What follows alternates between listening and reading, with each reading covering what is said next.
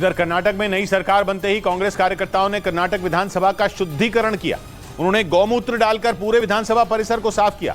कर्नाटक के deputy CM DK Shivkumar पहले ही कह चुके थे कि सत्ता में आते ही वो विधानसभा का शुद्धिकरण करवाएंगे और कांग्रेस कार्यकर्ताओं ने वही किया। उन्होंने पूरे विधानसभा परिसर का शुद्धिकरण किया। कांग्रेस कार्यकर्ताओं के साथ एक पंडित भी पहुंचे जिन्होंने विधानसभा के बाहर नारियल रखकर पूजा की और फिर कार्यकर्ताओं के साथ पूरे परिसर में गोमूत्र का छिड़काव किया। विधानसभा चुनाव से पहले डीके शिवकुमार ने कहा था कि जब कांग्रेस सत्ता में आएगी तो सबसे पहले गोमूत्र और डेटॉल से विधानसभा का शुद्धिकरण करवाएगी। उन्होंने ये ऐलान बीजेपी सरकार पर निशाना साधते हुए किया था।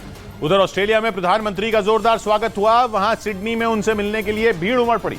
जापान से शुरू हुई प्रधानमंत्री की यात्रा का ऑस्ट्रेलिया आखिरी पड़ाव है, जहां उनके कदम पड़ते ही लोग खुश हो गए। महिलाएं, बच्चे और पुरुष तिरंगा लेकर उनसे मिलने पहुंचे। लोगों का प्यार देखकर प्रधानमंत्री भी दिल खोलकर उनसे मिले। बच्चों पर तो उन्होंने खूब प्यार लौटाया। ऑस्ट्रेलिया के सिडनी में रहने वाले भारतीय मूल के लोगों ने उम्मीद जताई कि प्रधानमंत्री आगे भी इसी तरह भारत के लिए काम करते रहेंगे। I want him to keep going and win the next elections. Australia में प्रधानमंत्री वहां के पीएम से मिलेंगे। इसके अलावा वो व्यापारिक बैठकों और अन्य कार्यक्रमों में भी शामिल होंगे। और पापुआ न्यू गिनी में प्रधानमंत्री का जादू लोगों के सिर चढ़कर बोला। विदेश दौरे पर निकले प्रधानमंत्री पापुआ न्यू गिनी में तीसरी FIPIC समिट का हिस्सा बने।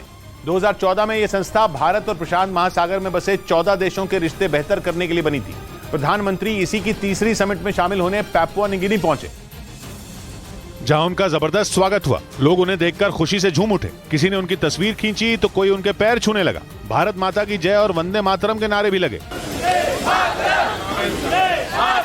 प्रधानमंत्री जब पापुआ न्यू गिनी पहुंचे थे तब वहां के प्रधानमंत्री जेम्स मार्पे ने भी इसी गर्मजोशी से उनका स्वागत किया।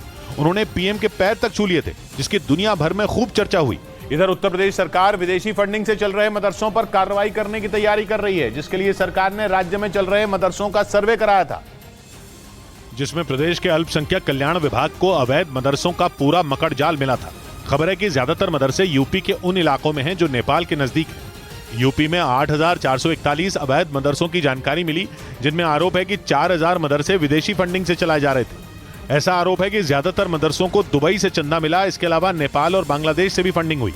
कई मदरसों ने विदेश से चंदा मिलने की बात कबूली, लेकिन इससे संबंधित कोई भी दस्तावेज दिखा न सके। अब इन अवैध मदरसों के खिलाफ यूपी बोर्ड की परीक्षा के बाद कार्रवाई की तैयारी है। उधर पश्चिमी मीडिया ने यूक्रेन के राष्ट्रपति जेलेंस्की के एक बयान के हवाले से यह दावा किया कि बखमूत पर पुतिन की सेना का पूरी तरह से कब्जा हो चुका है। मतलब 9 महीने तक जंग लड़ने के बाद जेलेंस्की की फौज ने बखमूत में रूस के आगे घुटने टेक दिए, जबकि जेलेंस्की ने यह ऐलान किया था कि उनकी सेना किसी भी कीमत पर वहां से पीछे नहीं हटेगी। हालांकि 20 मई को रूस ने दावा किया कि वैगनर ग्रुप और उसकी सेना ने मिलकर बखमूत पर कब्जा कर लिया है। इसके एक दिन बाद जेलेंस्की ने भी इस पर बयान दिया, जिसमें उन्होंने कहा कि बखमूत अब हमारे दिलों में बसा है। पश्चिमी मीडिया का दावा है कि जापान में G7 सम्मेलन में हिस्सा लेने के दौरान जेलेंस्की ने यह जानकारी बाइडेन को दी। उन्होंने ये भी बताया कि बखमूत पर न सिर्फ रूस का कब्जा हो गया है, बल्कि पूर्वी यूक्रेन में बसा ये शहर जंग में पूरी तरह से बर्बाद हो चुका है।